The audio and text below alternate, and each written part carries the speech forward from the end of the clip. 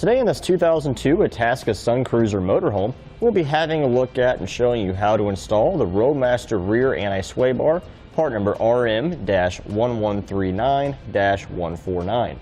Here's what our sway bar looks like installed. Now the main reason that we're going to want this sway bar installed in an RV is because it will greatly improve the handling characteristics of our RV and help reduce that body roll that RVs are known for.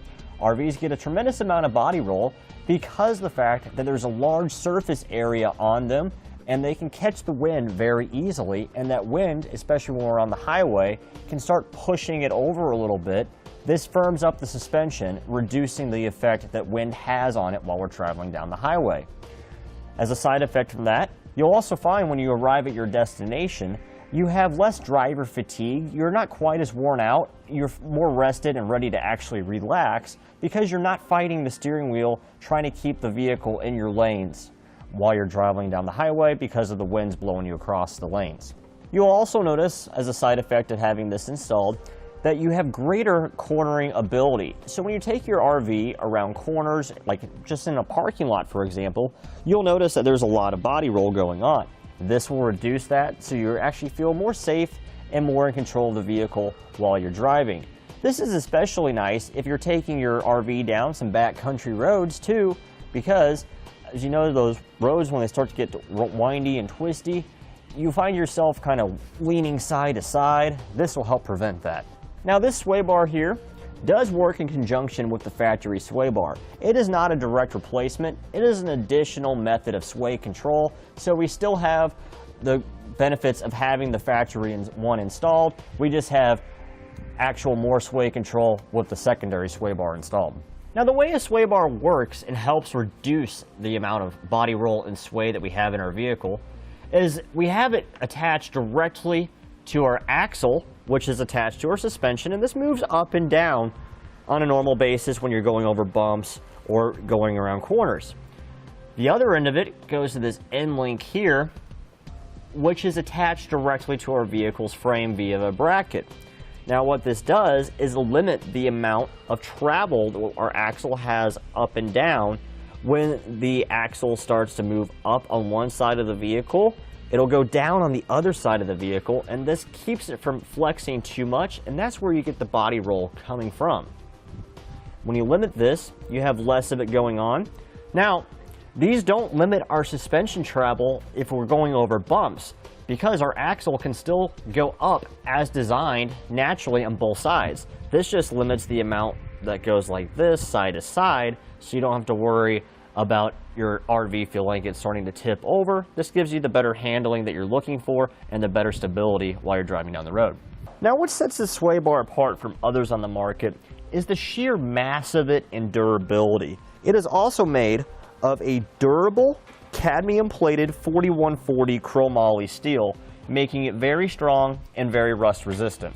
Now our end links and our sway bar bushings themselves are made of a durable polyurethane material to help reduce squeaks, rattles, and noise, and they'll last a very long time. And now we'll take the motorhome out on our test course.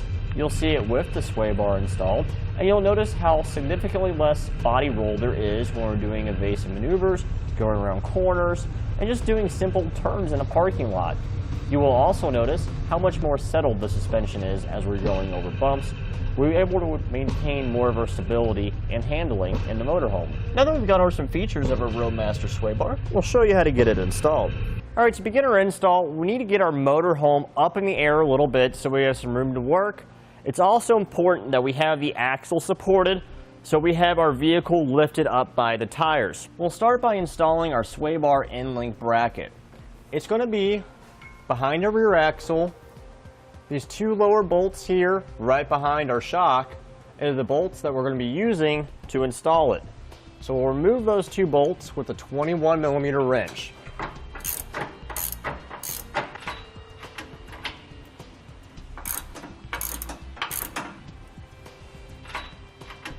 Okay, this is our sway bar end link bracket.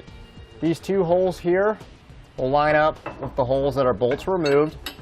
We'll reinstall the bolt.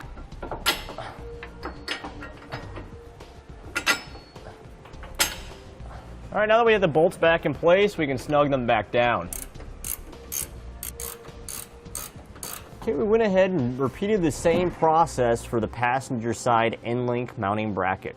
Now we'll turn our attention to the sway bar mounting bracket itself.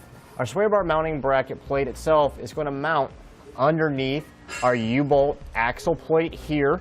So in order to install it, we're going to have to remove these 4 nuts right here. They are 1 1/8". Now this is the reason why we have our vehicle lifted by the axle, because when we remove these nuts, if the vehicle was lifted up onto a lift, the axle could fall a significant amount and cause injury.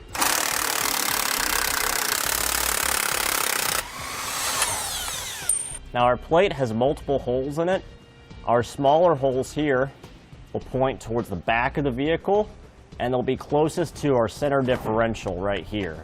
So we'll raise this on up and secure it with the hardware that we just removed. Get one nut to start first. Now these have washers underneath them. I just put a nut in place to help hold it up. Once I have the other side on with the washer on it, I will remove that nut and put the washer on underneath.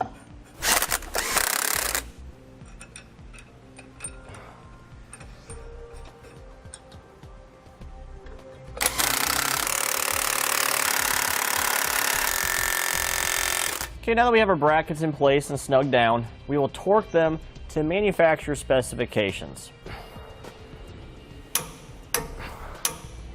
Okay, now we'll take our end link, slide the bushing into our end link bracket, take our bolt, run it through from the outside, and we'll place on a nut, just finger tight for right now. And again, everything we do on one side, we'll do on the other. Now with an extra set of hands, we'll run our sway bar up into position, get our bushings inside the end link, and run our bolt on through. And we'll make sure we place our nut on, finger tight. All right, now we're going to be dropping in our hardware on our sway bar mounts on the axle. We have 4 holes here.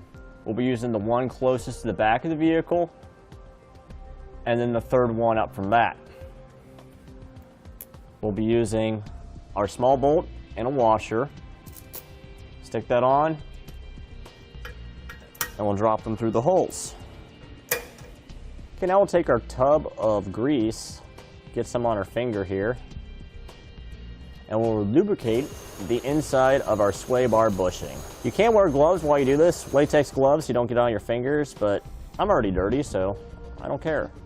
Okay, now we'll open up our bushing and slide it on to the sway bar. Now we'll take our bushing bracket and slide it onto the bushing.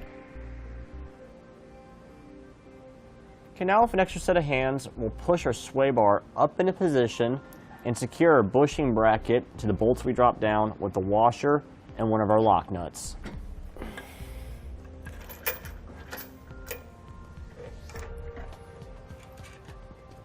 Okay, with one started, it'll be a lot easier to get the other one started. Okay, now we use a 5/8 wrench to hold our bolt still and an 11/16 socket to tighten up our nut. Now we use a 15/16 wrench and a 15/16 socket and tighten up the nuts and bolts on our end links. And we'll tighten them down until our bracket starts to collapse into our bushing. Once we have that done, we'll stop tightening it down because it's sufficiently tight. We don't want it loose and we don't want it too tight that it won't be able to pivot. And that completes our look at and installation of the Roadmaster rear anti-sway bar, part number RM-1139-149 on this 2002 Itasca Suncruiser Motorhome. Thanks for watching. Click the link in our description below to shop, learn more, or visit us at etrailer.com. And leave us a comment if you have any questions.